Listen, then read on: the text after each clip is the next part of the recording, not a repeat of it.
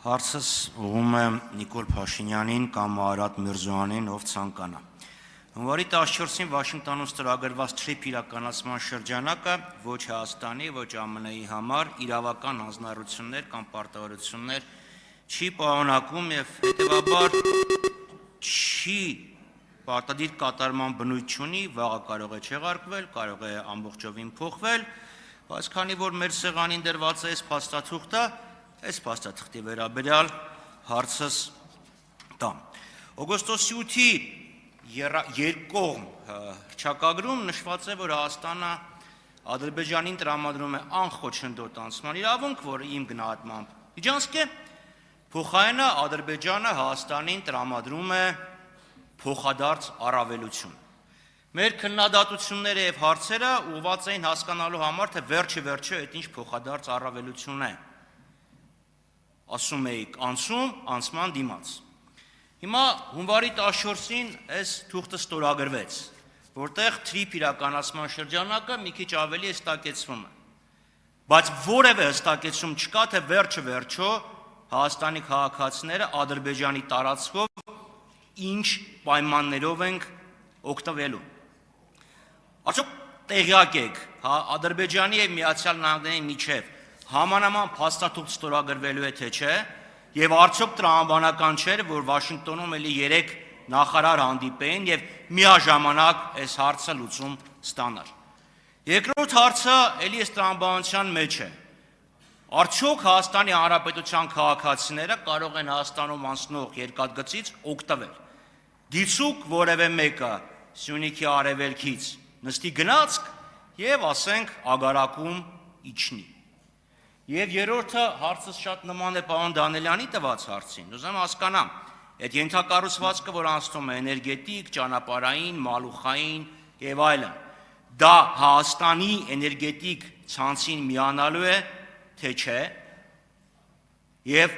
արդյոք Ադրբեջանի տարածքով մենք նույնպես իրավունք ենք ստանալու դրան համարժեք ենթակառուցվածքներից օգտվել։ Հարցին կպատասխանի Հայաստանի Հանրապետության վարչապետը, համեցեք պարոն Փաշինյան։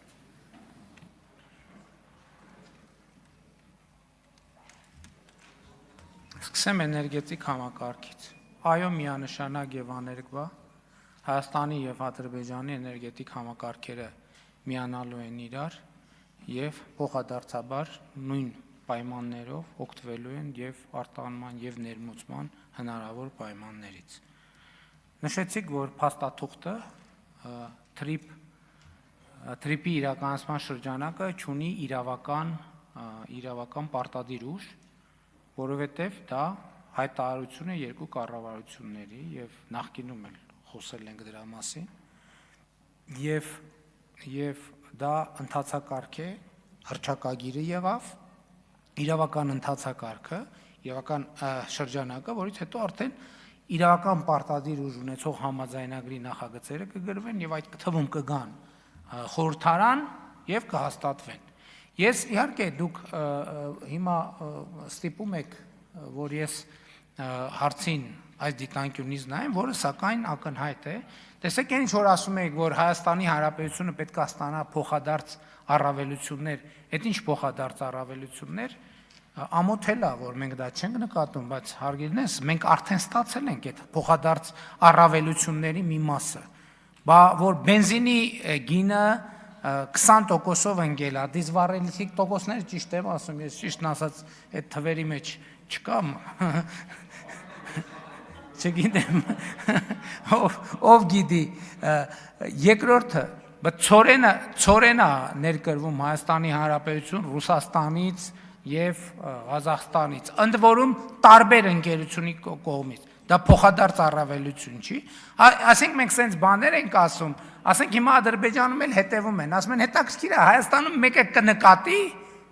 խորհրդարանում, որ այդ փոխադարձ առավելությունը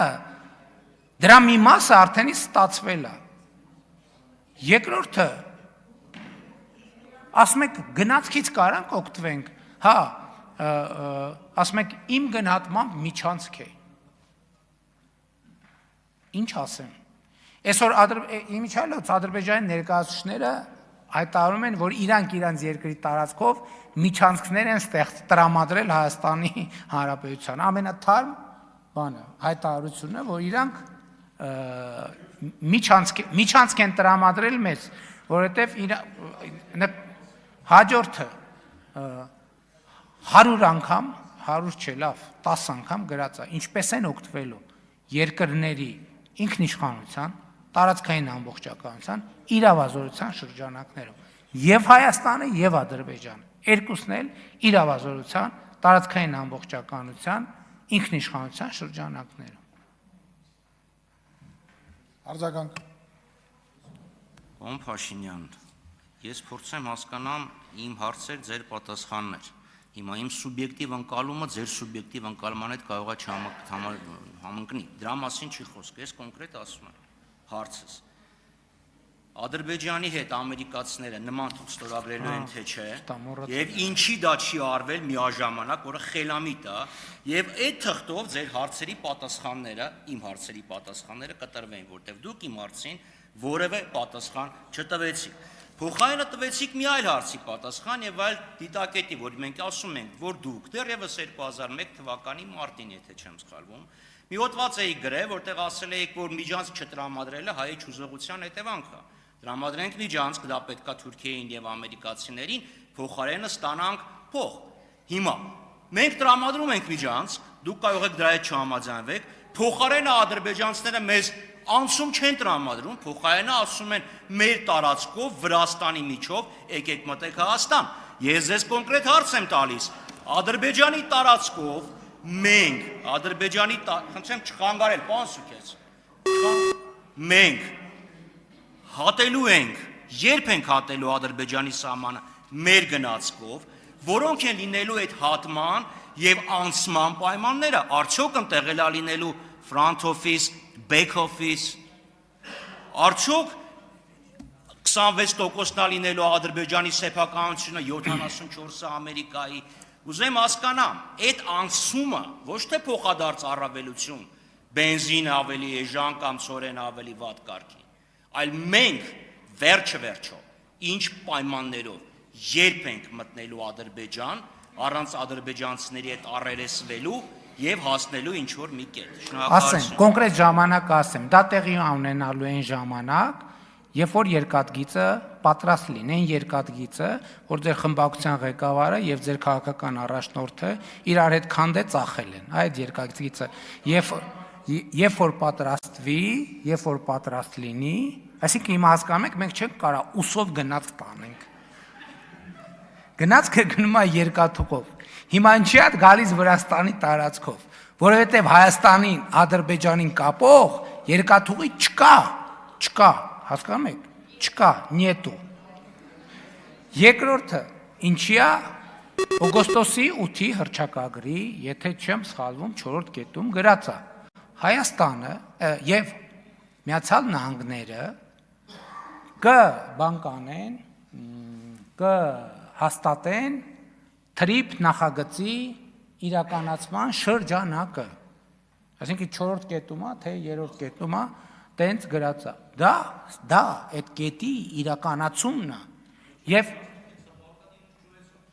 չեմ հասկանում,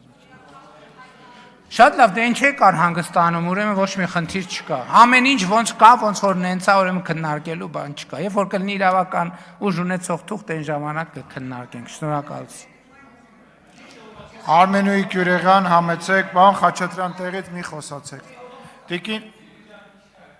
Նինասյան։